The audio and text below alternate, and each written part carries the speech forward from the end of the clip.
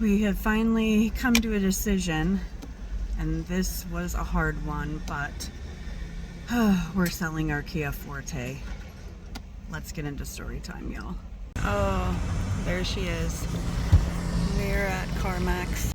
So, we literally just paid this car off a couple months ago. About 3 months ago. It was right before my mother-in-law passed away. So obviously we were not expecting everything that happened to happen. We weren't expecting Gary to get hospitalized and have health issues. We were not expecting my mother-in-law to rapidly decline with her last chemo treatment and pass 6 days after we got her to the hospital in hospice. We were not expecting our son to get admitted and have to take a trip out to Texas from Florida and then back. We were not expecting to have to go to San Diego for a celebration of life. We were not expecting to have all of the expense of a remodel on my mother-in-law's house and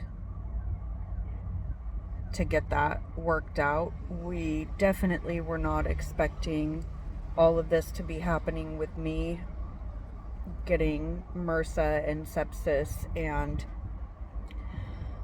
the amount of time in the hospital and the treatment and how many appointments I have every day. I mean, none of this we were expecting, and all of this has happened in 3 months. I think a little over 3 months, about 3 months and a week. So it has obviously been a crazy roller coaster. You know, both of us left our jobs about 3 weeks before we lost my mother-in-law because we were planning on traveling full time. We had budgeted for it. We were gonna take, you know, an adult gap year and just get away and pour into our marriage. Just some healing for, you know, each of us, spend time with each other, spend time with God, see areas that we've always wanted to see. And obviously all that changed very quickly. We also were expecting to be in North Carolina working. So we were going to take an adult gap year, but we were going to do work camping the whole time to continue to get money in. And the amount of money that has gone out in the last 5 months, because the first 2 months, 5 months ago, we were pouring money into the excursion, getting it ready with the build out.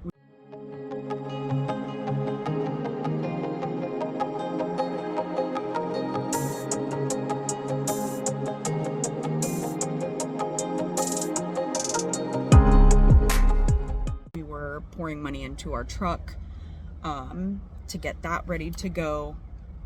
And that's where we thought it was going to stop. And then we had plenty of time and a good size savings account to go ahead and take off. And in the meantime, we were still going to be working and still going to be putting money in there. Well, when everything happened with my mother-in-law, was still going to be fine. We still had, you know, plenty of money. We still had plenty of time. We budgeted, figured, okay, you know, this is how much our monthly expenses are because we chose not to sell our house. And we figured, well, right now we would have been working the sugar beet harvest, and that would have given us plenty of money to keep going until the next work camp job. Obviously, when I got sick and got hospitalized, that completely got turned upside down. So we wrestled with this, selling the car, because we just paid it off. The miles are low. It's still got 100,000 miles left on the warranty, but you know, sometimes when life happens, and you just have to make those hard decisions. But we just finally came to the decision that, number one,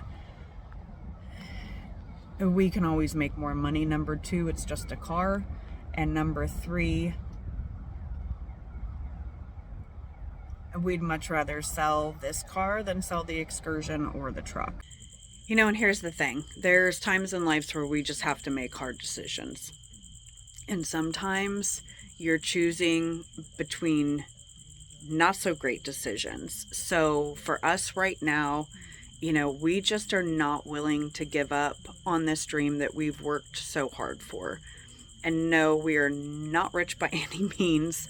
I'll get into the story of, you know, how we even got the money to do all of this. You know, in a couple of episodes, I'll do it for, you know, for this month for the daily vlogs, because it's definitely not what you think. And I would not recommend coming into money this way ever to anybody, but we had to make that tough decision, and we really took time to not just think about it, but to pray about it, to talk it over with each other. I mean, for weeks, we've been discussing this, and, you know, finally we just made that hard decision. We were not willing to give up on this dream. We were not willing to get back in the rat race. We just are not, especially with everything that's happened. We really need to be able to still know that we're going to get out there and we're going to travel, you know, once I'm healed and once I'm okay. And most likely, you know, we'll probably do short trips until spring is done. But by selling the car, it, you know, not only helps us when we're gone and we're traveling and we start doing work camp jobs, because it lowers our monthly cost. You know, even with the car paid off, insurance these days, let's all be real, is through the roof. And I know everybody feels that in the US. Car insurance is outrageous. We have perfect driving records, and our insurance continues to climb every 6 months with our policies. So for us to be able to get that bill out of there, just have the 2 cars, not worry about a third car, it just made the most sense for us. And it gave us the peace of mind to give us more of a buffer while we're finishing up my mother-in-law's house. You know, there's still some stuff that we're having to do, and then we're waiting for the house to sell, for it to go through escrow, for all of that money that we've put in to come back. And that all takes time, and we're just not willing to get back into the rat race to buy time. We'd rather just sell one of our cars. So the dream is still alive.